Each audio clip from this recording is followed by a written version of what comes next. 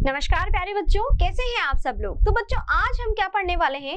आज हम पढ़ने वाले हैं प्रथम कोटि अभिक्रिया, यानी कि प्रथम कोटि की अभिक्रिया के बारे में आज हम जानेंगे। ठीक है, हमने लास्ट लेक्चर में शून्य कोटि की अभिक्रिया पढ़ी थी, यानी कि n का मान अगर 0 है तो कौन सी हुई हमारी शून्य कोटि की अभिक्रिया, और अगर n का मान यहाँ पर क्या हो जाएगा 1 तो हमारी हो जाएगी प्रथम कोटि की अभिक्रिया। तो शुरुआत करते हैं हमारे आज के लेक्चर की प्रथम कोटि अभिक्रिया से। ठीक है, चलिए मान लीजिए कोई रिएक्शन है, यानी कि कोई भी हमारी जो अभिक्रिया हो रही है उसमें हमारा अभिकारक है, यानी कि कोई A है और ये क्या बना रहा है, ये बना रहा है उत्पाद। क्या बना रहा है, उत्पाद। ठीक है, तो हमने पढ़ा था क्या कि वेग बराबर, क्या पढ़ा था, वेग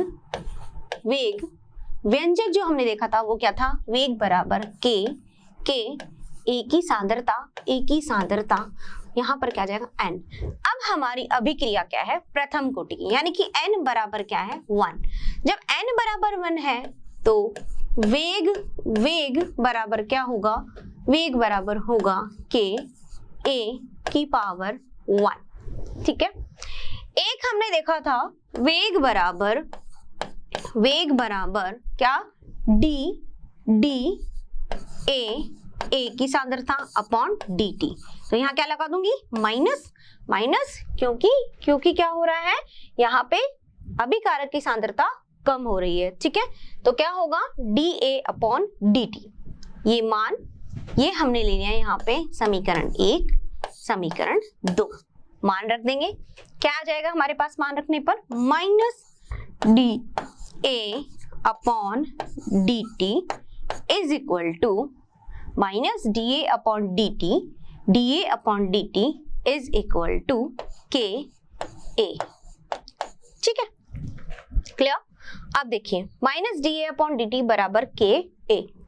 अब यहाँ पर हमारे पास में एक समीकरण यहाँ पे इसको बनाना है। क्या बनाना है, अब क्या कर सकती हूँ मैं यहाँ पे क्या कर सकती हूँ, इस के ए की पावर यहाँ आ सकती है, ये यहाँ आ सकता है।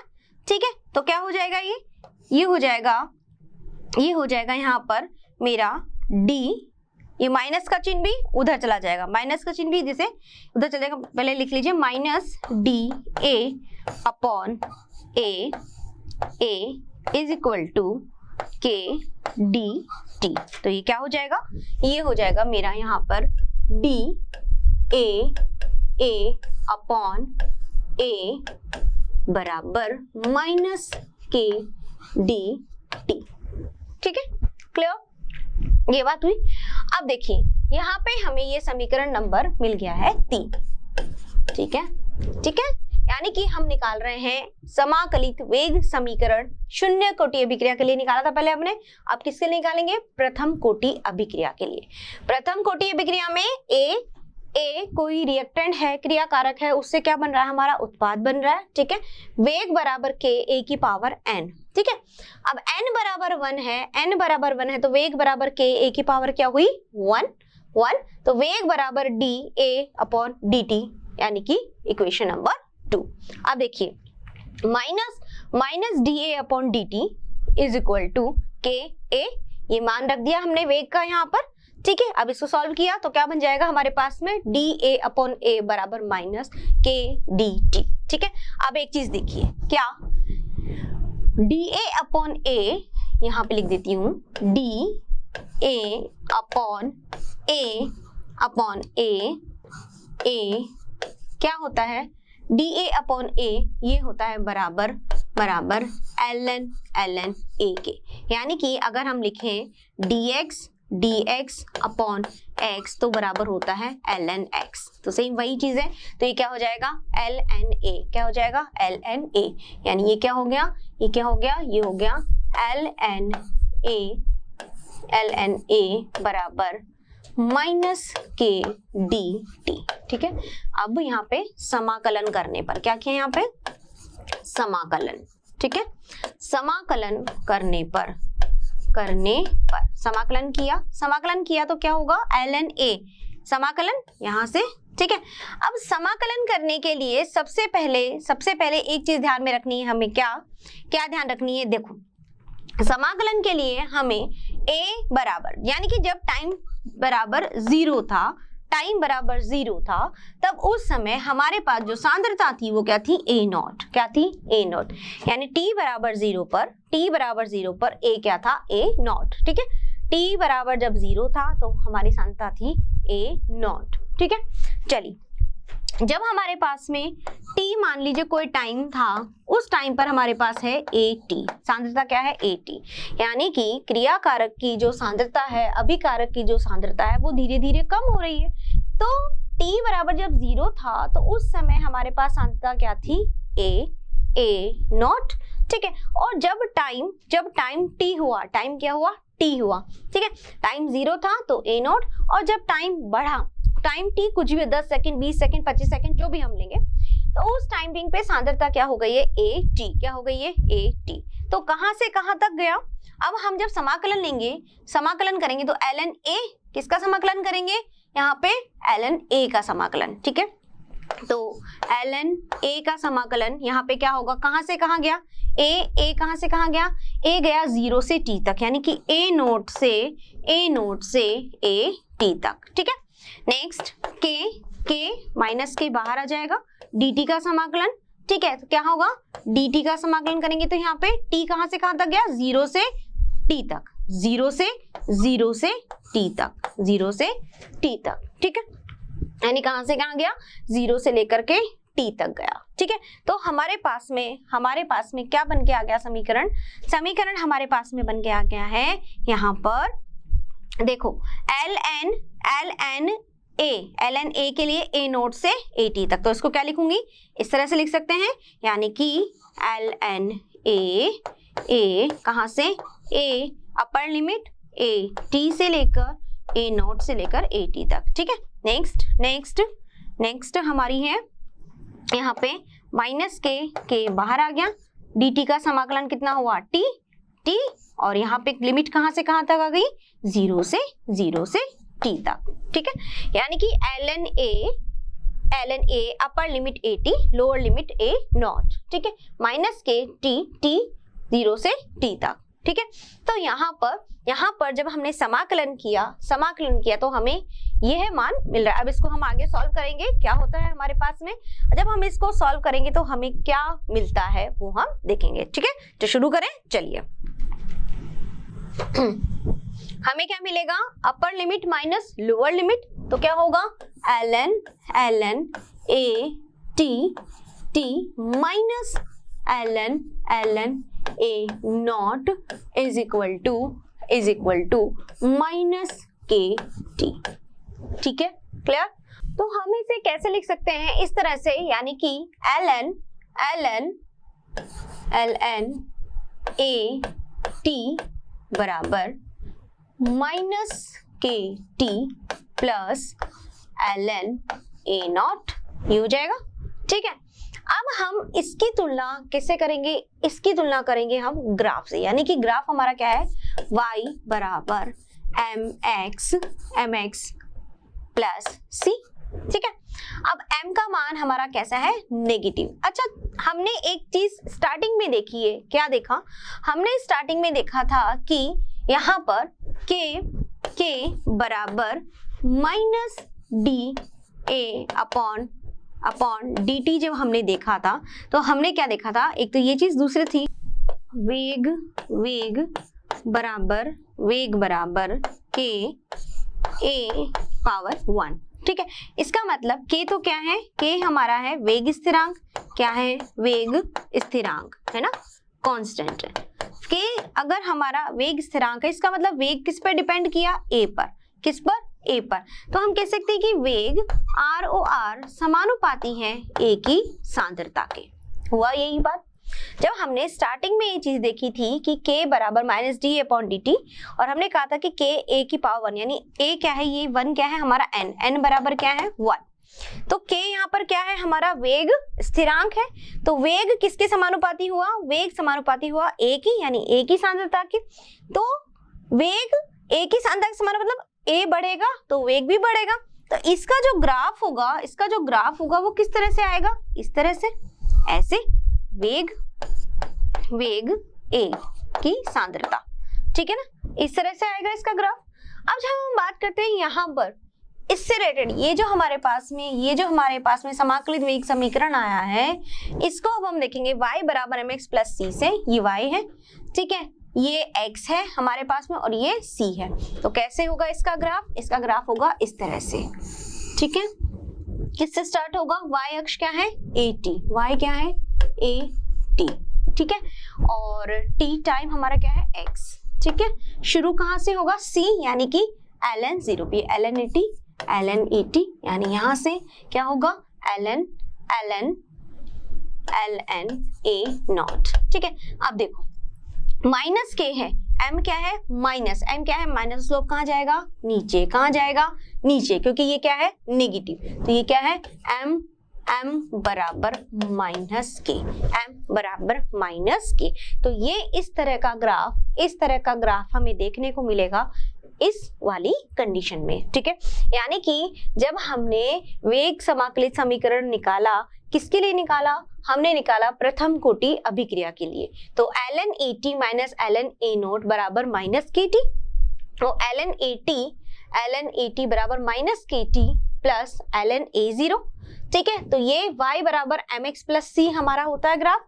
y ln at यहाँ से शुरू होगा, x अक्ष हमारी क्या है? t, टाइम t के सापेक्ष, ठीक है। c हमारा क्या है? यहाँ पे ln a नोट से शुरू होगा, तो y यहाँ पर m मेरा क्या है? माइनस k, ठीक है। तो ये बात हुई हमारे इसके ग्राफ की, ठीक है। चलिए नेक्स्ट है हमारे यहाँ पे, अब अगर मैं इसको ऐसे कर दिया, यानी कि ln at बराबर माइनस के टी प्लस ln a 0, ये हमारे पास में आ रहा है, ठीक है, ठीक है। देखिए अब हम इसको कर देते हैं इस तरह से, हमारे पास आ रहा है ln at बराबर माइनस के T plus ln a not, ठीक है। अब मैंने क्या किया? मैंने यहाँ पे किया के टी बराबर क्या हो जाएगा मेरे पास में? ln a not minus ln a T हो जाएगा कि नहीं, ठीक है। तो इसको अब कैसे लिख सकते हैं? देखो इसको ऐसे लिख सकते हैं, यहाँ पे अगर ln x माइनस ln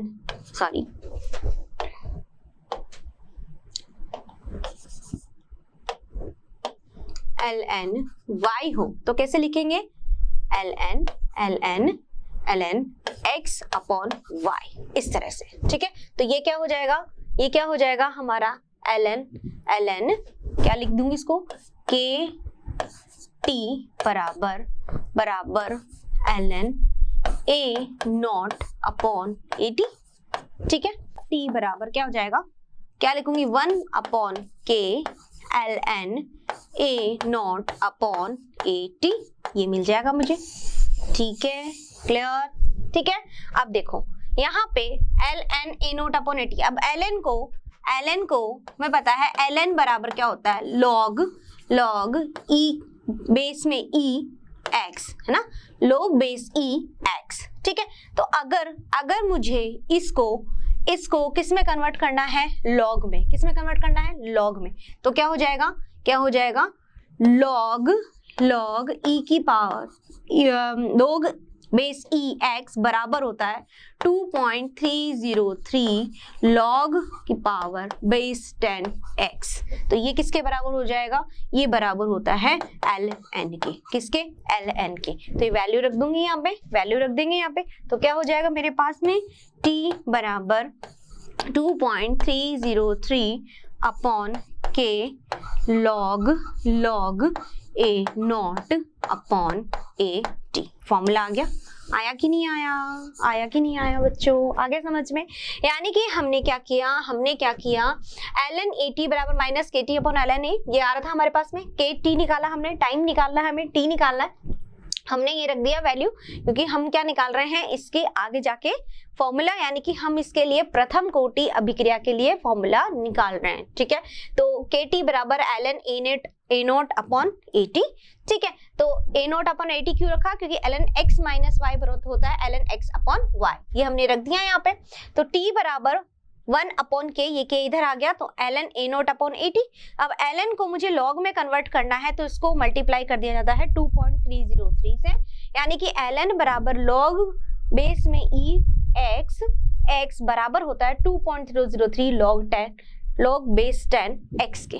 ठीक है, तो इसको हम ln बोलते हैं। ठीक है, तो इसको कन्वर्ट करना है तो किससे मल्टीप्लाई कर देंगे 2.303 अपॉन के log a not upon a t से। ठीक है, तो ये हमारे पास में आ गया है प्रथम कोटि अभिक्रिया के लिए समीकरण। ये दोनों आपको ध्यान में रखने हैं, t बराबर 1 अपॉन के ln a not upon a t भी और ये भी, तो ये दोनों फॉर्मूले आपको ध्यान में रखने हैं। ठीक है बच्चों, चलिए अब हम बात करते हैं किसकी, अब हम बात करेंगे प्रथम कोटि की अर्धायु की। किसकी बात करेंगे, प्रथम कोटि की अर्धायु की। ठीक है, चलिए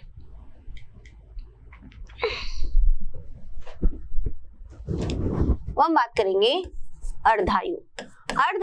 जैसा कि मैंने आपको बताया था, अर्धायु का मतलब क्या है, आधी आयु, यानी कि किसी भी अभिकारक की प्रारंभिक जो सांद्रता है उसको आधा होने में जो समय लगता है वही उसकी क्या है, अर्ध आयु। ठीक है, तो हम कह सकते हैं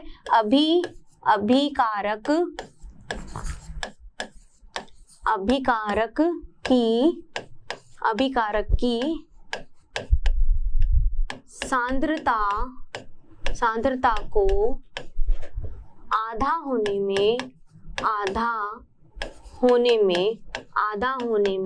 या हम कह सकते हैं 50% कंप्लीट होने में, या हम कह सकते हैं आधा होने 50% होने में लगा समय क्या कहलाता है, अर्धायु काल कहलाता है। अर्धायु काल कहलाता है। ठीक है बच्चों, ठीक है, तो ये हम लोग कर चुके हैं कि अभिकारक की सांद्रता को आधा होने में 50% होने में जो भी टाइम लगता है वो उसका अर्धायु काल कहलाता है। ठीक है, अब देखो हमारे पास में जो समीकरण है वो क्या है, हमारा समीकरण है यहाँ पे t बराबर 2.303 अपॉन के log a नॉट अपॉन 80। ठीक है, यही है। अब मान लीजिए जब हमारे पास में t बराबर 0 था तब सांद्रता क्या थी, a नॉट, है ना। अब इसको आधा होने में यानी a नॉट को हाफ होने में जो समय लगा है वो कितना हुआ हमारा, t हाफ। ठीक है, क्या हुआ, t हाफ। t बराबर 0 पर क्या था, a नॉट, और t हाफ पर क्या हो, a नॉट बाय 2। ठीक है, तो ये सांद्रता हमारी हुई t हाफ पर a नॉट बाय 2। ठीक है, यानी कि हम कह सकते हैं यहाँ पर at का मान किसका है, at का मान ये है a नॉट बाय 2। ठीक है, अब देखो अब हम क्या करेंगे, अब हम करेंगे इसको सॉल्व, यानी हमें क्या निकालना है, हमें निकालना है t हाफ। तो t हाफ बराबर 2.303 अपॉन के log a not upon a not by 2। at का मान आ गया, हमने ये रख दिया।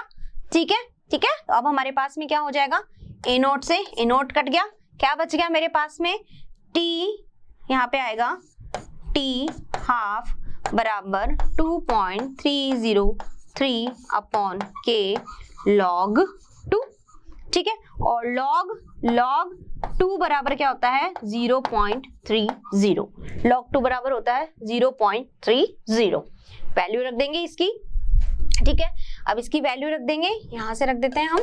ठीक है, इसकी वैल्यू हमने यहाँ से रखी, इसको ऐसे कर देते हैं। ठीक है, चलिए अब इसकी वैल्यू हमने रखी यहाँ पर 0.30। तो हमें जब हमने इस log 2 की वैल्यू यहाँ पे रखी तो हमें क्या मिलेगा, हमें मिलेगा यहाँ पे t बराबर 0.93 अपॉन k, 0.693 अपॉन k, ये हो गया t हाफ की वैल्यू हमारी प्रथम कोटि अभिक्रिया के लिए। तो फर्स्ट ऑर्डर रिएक्शन के लिए हमारे पास में जो t हाफ है वो क्या हुआ, 0.693। ठीक है, तो ये हमारा हो गया अर्धायु, यानी कि इस सांद्रता को आधा होने में, यानी कि जो प्रारंभिक सांद्रता थी किसकी, अभिकारक की प्रारंभिक सांद्रता को 50% कंप्लीट होने में जो टाइम लगा वो टाइम था 2.30, मतलब जो टाइम था 0.693 अपॉन के, यानी टी हाफ बराबर हुआ 0.693 अपॉन के। अब चलो आपने एक देखी, हमने वहां पर जो निकाली थी सांद्रता जीरो ऑर्डर के लिए, तो जीरो ऑर्डर के लिए जब हमने देखा था तो वहां पर जो सांद्रता थी वो प्रारंभिक सांद्रता यानी ए पर निर्भर नहीं कर रही थी, के पर थी। और यहाँ पे ये डिपेंड करती है प्रारंभिक सांद्रता पर, यानी कि आपके अभिकारक की जो प्रारंभिक सांद्रता है वो प्रथम कोटि अभिक्रिया में, यानी रेट ऑफ रिएक्शन वेग जो है वो उस पर निर्भर करता है। लेकिन जब हम बात करते हैं शून्य कोटि अभिक्रिया की तो वहां पर वो निर्भर नहीं कर रहा था, ये बात ध्यान रखिएगा, ठीक है। तो टी हाफ बराबर 0.693 अपॉन के। तो इस तरह से बच्चों हमने देखी अर्ध आयु। हमने अर्ध आयु किस किस की देखी, हमने अर्ध आयु देखी शून्य कोटि अभिक्रिया के लिए और हमने अर्ध आयु देखी प्रथम कोटि अभिक्रिया के लिए। तो दोनों को एक बार हम कंपेयर करके देखते हैं। यानी कि पहली हम बात करते हैं किसके लिए, हमने देखा शून्य कोटि अभिक्रिया के लिए, ठीक है। तो अर्धायु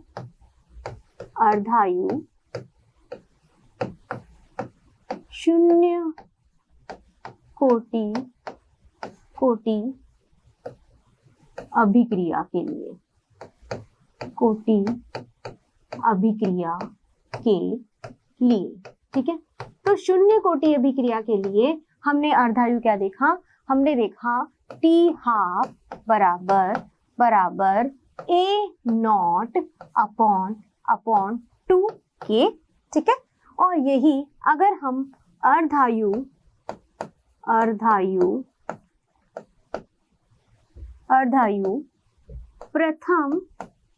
प्रथम कोटि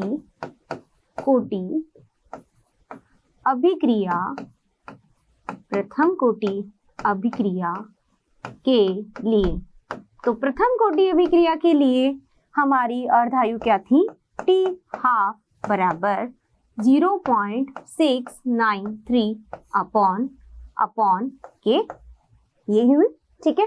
यानी कि हमने निकाली कि जो हमारी शून्य कोटि अभिक्रिया थी उसके लिए अर्धायु और जो हमारी प्रथम कोटि अभिक्रिया थी उसके लिए हमने अर्धायु यहाँ पे निकाली, ठीक है। देखो अब इससे आपको क्या पता चल रहा है, इससे ये पता चल रहा है बच्चों कि टी हाफ का मान यानी शून्य कोटि अभिक्रिया के अर्धायु का मान ए नॉट पे निर्भर कर रहा है। और ए नॉट क्या है, हमारी प्रारंभिक सांद्रता, क्या है, प्रारंभिक सांद्रता। यानी कि ए नोट क्या है, प्रारंभिक सांद्रता, और टी हाफ जो है वो किस पर समानुपाती हुआ, प्रारंभिक सांद्रता के। तो अगर हम बात करते हैं किसकी, अगर हम बात करते हैं कि अर्धायु शून्य कोटि अभिक्रिया के लिए जो मान है वो किसके समानुपाती हुआ, प्रारंभिक सांद्रता के, यानी इस पर डिपेंड कर रहा है। लेकिन प्रथम कोटि अभिक्रिया की बात करें तो यह इस पर निर्भर नहीं कर रहा है, क्योंकि यहाँ पर कोई भी ए नोट हमें दिखाई नहीं दे रहा है, ठीक है बच्चों। तो ये बात हुई हमारी किसके लिए बच्चों, ये हुई हमारी अर्ध आयु की बात। यानी अर्ध आयु हमने कैलकुलेट की शून्य कोटि के लिए, हमने कैलकुलेट की प्रथम कोटि के लिए, और शून्य कोटि के लिए हमने देखा कि ये प्रारंभिक सांद्रता पर निर्भर कर रही है, जबकि हम प्रथम कोटि की अभिक्रिया के लिए बात करें तो ये प्रारंभिक सांद्रता पर निर्भर नहीं करती है, ठीक है। चलो अब हम देखते हैं प्रथम कोटि अभिक्रिया के लिए संपूर्ण जीवन काल, ठीक है। अब देखते हैं प्रथम कोटि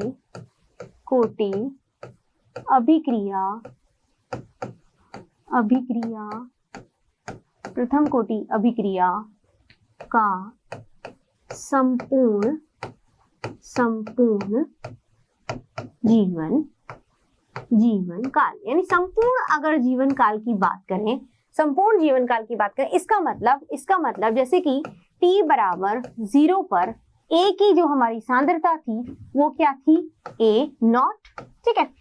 तो किसी टाइम t पर हमने at करी, तो यहाँ पर वो टाइम यानी संपूर्ण जीवन काल, क्या मतलब क्या हुआ, t TLT यानी कंप्लीट लाइफ टाइम। TLT के लिए यहाँ पर हमारी A की जो सांद्रता होगी वो क्या हो जाएगी, AT, है ना। और AT क्या होगा यहाँ पर, 0। क्या होगा, 0। भाई संपूर्ण लाइफ टाइम की बात कर रहे हैं, तो संपूर्ण लाइफ टाइम का मतलब क्या है, संपूर्ण लाइफ टाइम का मतलब है कि प्रोडक्ट बन रहा है ना। क्रियाकारक से उत्पाद बन रहा है। अब हमारा क्रियाकारक या अभिकारक से कंप्लीट प्रोडक्ट बन गया, उत्पाद बन गया, तब सांद्रता हमने क्या मानी यहाँ पर, AT बराबर हमारी सांद्रता क्या हुई, 0। यानी उस टाइम T पर, कंप्लीट लाइफ टाइम पर सांद्रता क्या हुई, 0। अब हम आते हैं इसके फॉर्मूले पर, ठीक है। हमने फॉर्मूला क्या निकाला, हमने फॉर्मूला निकाला है क्या, हमने फॉर्मूला 2.TLT के लिए बराबर 2.303 upon K log A not upon AT, ये होगा, ठीक है। अब यहाँ पर जब मेरा AT बराबर 0 है, T बराबर क्या है, 0, वैल्यू रख दो, तो वैल्यू रखेंगे तो क्या आ जाएगा मेरे पास में, TLT बराबर 2.303 अपॉन K log A नॉट बाय 0, ठीक है। इसका मतलब TLT का मान क्या आ जाएगा मेरा, इनफाइनाइट। क्या आ जाएगा, इनफाइनाइट। इस इनफाइनाइट आने का मीनिंग क्या है, TLT जब इनफाइनाइट आ गया, इसका मीनिंग ये हो गया कि यह अभिक्रिया निरंतर चलती रहेगी, यानी कि कभी भी क्रियाकारक या अभिकारक की सांद्रता 0 नहीं होगी, ठीक है। यानी कि कहने का मतलब है कि यहाँ पर अभिकारक की सांद्रता जो है वो खत्म नहीं होगी, 0 नहीं होगी, अभिक्रिया जो है वो चलती रहेगी, अनंत। TLT यानी कंप्लीट लाइफ टाइम क्या आ रहा है, अनंत, यानी अभिक्रिया चलती ही रहेगी, ठीक है बच्चों। तो यह सारी बातें हुई हमारी किसके बारे में, प्रथम कोटि अभिक्रिया के बारे में। प्रथम कोटि अभिक्रिया में हमने क्या क्या देख लिया, प्रथम कोटि अभिक्रिया में हमने इसका समाकलित वेग समीकरण देखा, हमने ग्राफ देखा और इसका अर्धायु तथा इसके साथ ही हमने इसका संपूर्ण जीवन काल भी कैलकुलेट कर लिया। तो यहाँ पे जो क्वेश्चंस आएंगे वो आपको ध्यान रखने, जो भी क्वेश्चंस आते हैं उस क्वेश्चंस में आपको सारे फॉर्मूले सही पुट करने हैं। अर्धायु काल आता है तो उसका फॉर्मूला रखना है, ठीक है। समाकलित वेग समीकरण के लिए आएगा, जब टाइम T पूछे उसके लिए आपको वो फॉर्मूला रखना है। तो आपको ध्यान रखना है कि कौन सा फॉर्मूला कहाँ रखना है, ठीक है बच्चों। तो ये हमारी बात थी किसकी, शून्य कोटि अभिक्रिया की, प्रथम कोटि अभिक्रिया की, ठीक है। शून्य कोटि अभिक्रिया जहां n बराबर क्या था, 0। प्रथम कोटि अभिक्रिया के लिए हमारे पास में, प्रथम कोटि अभिक्रिया के लिए हमारे पास में n बराबर क्या था, 1। दोनों के लिए हमने अर्धायु कैलकुलेट करी, दोनों के लिए हमने समाकलन समीकरण भी निकाला, और जब हमने स्लोप देखा, एक बार स्लोप आप और देख लीजिए, स्लोप हमने कौन सा फॉलो किया, y बराबर mx प्लस c वाला, ठीक है। और जब यहाँ पर m अगर पॉजिटिव हो, पॉजिटिव m होगा, तब उस केस में हमारा जो स्लोप था वो कहाँ जाएगा, ऊपर, यहाँ y और यहाँ पे x, ये क्या होगा, m का मान, ठीक है। और जब हमारा यहाँ पे m नेगेटिव होगा, तब हमारे स्लोप में कहाँ जाएगा, ये नीचे, कहाँ जाएगा, नीचे y और ये x, यहाँ से c, ठीक है। तो ये हमारे पास में क्या आएगा, -m। तो इस तरह से हमने ग्राफ भी देख लिया, तो ये भी आपको अब अच्छे से समझ में आ गया होगा कि किस तरह से हमने इसका ग्राफ प्लॉट किया और किस तरह से हमने ये सारी वैल्यूज निकाली, ठीक है। तो ये सारी बातें थी हमारी बच्चों के बारे में शून्य कोटि और प्रथम कोटि की अभिक्रिया के बारे में। अब एक बहुत ही इंटरेस्टिंग और छोटा सा टॉपिक रह जाता है इसमें, वो क्या है, वो है हमारा बहुत ही अच्छा छद्म कोटि अभिक्रिया, यानी छद्म प्रथम कोटि अभिक्रिया, ठीक है। तो उसके बारे में अब हम जानेंगे। तो छद्म प्रकार की जो हमारी प्रथम कोटि अभिक्रिया है, उसको शुरू करने से पहले हम प्रथम कोटि अभिक्रिया के उदाहरण देख लेते हैं, ठीक है। इसके हम उदाहरण हमारे पास में क्या है, यानी कि प्रथम कोटि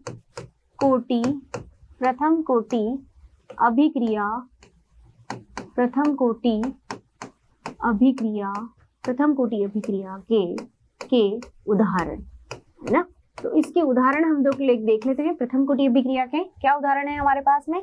नंबर 1 N2O5 का वियोजन, N2O5 का जो वियोजन है बच्चों, वो हमारा क्या है? वो हमारा है प्रथम कोटि की अभिक्रिया। ठीक है, तो N2O5 का वियोजन हमारा है प्रथम कोटि की अभिक्रिया। इसके अलावा और है रेडियोधर्मी, जितने भी रेडियोधर्मी क्षय अभिक्रियाएं, तो रेडियोधर्मी जितनी भी क्षय अभिक्रियाएं हैं वो भी हमारी क्या है? हमारी है प्रथम कोटि अभिक्रिया के उदाहरण। तो ये हमारे प्रथम कोटि अभिक्रिया के उदाहरण हो गए। ठीक है, यानी क्या देखा? N2O5 का वियोजन और रेडियोधर्मी क्षय अभिक्रिया। ठीक है, अब हम पढ़ेंगे छद्म प्रथम कोटि अभिक्रिया। ठीक है, अब हम देखेंगे क्या छद्म प्रथम कोटि अभिक्रिया। अब ये छद्म अभिक्रिया क्या होती है? छद्म का मतलब क्या होता है? क्या समझ में आ रहा है इससे? छद्म मतलब झूठा, है ना, यानी कि कुछ छलावा टाइप, कुछ झूठ टाइप ऐसा है। अब क्या है ऐसा? देखो, मान लीजिए यहाँ पे कोई अभिक्रिया हमने लिखी, कैसे? इस तरह से CH3 CO2 C2H5। ठीक है, इसका करवाया जलीय अपघटन। ठीक है, ये हमने करवाया जलीय अपघटन। ठीक है, अब जो हमें यहाँ पे प्रोडक्ट मिलेगा, जो मिलेगा वो क्या मिलेगा वो देखते हैं। देखो ये अभिक्रिया किस तरह से, इस तरह से CH3 C double bond O C2H5। ठीक है, और यहाँ पे हमारे पास में क्या है? H2O। ठीक है, तो अब यहाँ पे क्या होगा? ये यहाँ से ब्रेक होगी। ठीक है, इसके पास क्या आके जुड़ेगा? इसके पास जुड़ेगा यहाँ पे H और यहाँ पर OH। ठीक है, क्या बन जाएगा मेरे पास में? प्रोडक्ट क्या बनेगा? प्रोडक्ट मेरे पास बन जाएगा CH3 COOH और C2H5OH। ठीक है, अब देखो यह अभिक्रिया कैसे है? छद्म प्रथम कोटि अभिक्रिया, ये हमें देखना और समझना है। ठीक है, देखो यहाँ पर हमारे पास में दो हैं अभिकारक, एक H2O है, एक हमारे पास में ये एस्टर है। अगर H2O की सांद्रता बहुत ज्यादा बढ़ा दी जाए, क्या बढ़ा दी जाए? H2O कहते हैं, H2O की सांद्रता बढ़ाने पर क्या होगा? H2O की सांद्रता इतनी ज्यादा बढ़ा दी जाए कि अभिक्रिया का वेग जो होगा वो इस पर निर्भर नहीं करेगा। यानी अभिक्रिया का वेग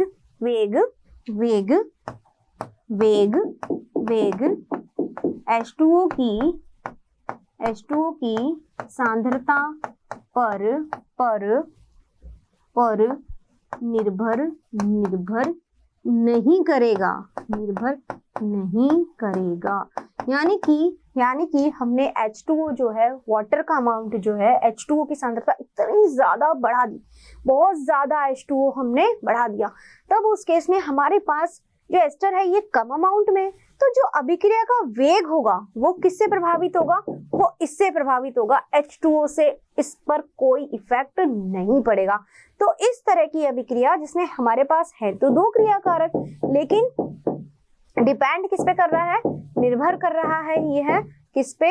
यह निर्भर कर रहा है कि जो एस्टर है उसकी सांद्रता पर। ठीक है, यानी एस्टर की सांद्रता पर यह निर्भर कर रहा है। तो यहाँ पर हमें ये प्रोडक्ट मिल गया, यानी कि अभिक्रिया कौन सी हुई है? प्रथम कोटि की अभिक्रिया। कौन सी अभिक्रिया?